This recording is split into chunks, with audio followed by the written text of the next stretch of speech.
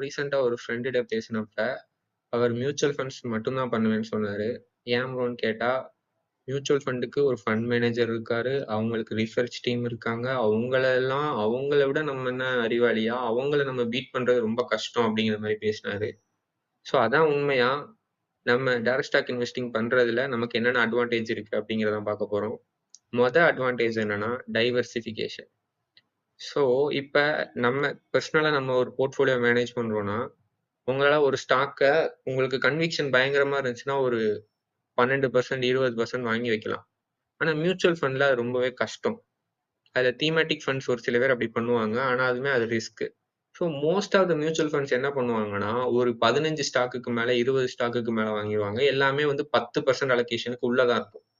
So இப்படி பண்றப்ப என்ன ஆகுதுன்னா, நம்ம ரிட்டர்ன் வந்து குறைஞ்சு போயிருது. ஸோ அவங்க ஹை கன்விக்ஷன் பெட்ஸ் ரொம்ப எடுக்க முடியாது. ஏன்னா, ரெகுலேஷன்ஸும் அத அலோவ் பண்ணாது. செபி, ஏஎம்எஃப்ஐ அவங்க என்ன பண்ணுவாங்கன்னா, நீங்க இப்படி ஒரு ஃபண்ட் கேட்டகரி பண்றீங்கன்னா, அட்லீஸ்ட் நீங்க இத்தன ஸ்டாக்காவது வச்சிருக்கணும். ஸோ லிக்விடிட்டி மெயின்டெயின் பண்ணணும். இந்த மாரி நெறைய ரூல்ஸ்லாம் இருக்கு. ஸோ அதனால என்ன பண்ணுவாங்க, அவங்க டைவர்சிஃபை பண்ணிடுவாங்க. டைவர்சிஃபை பண்றப்ப நமக்கு ரிட்டர்ன்ஸ் கம்மியாகும்.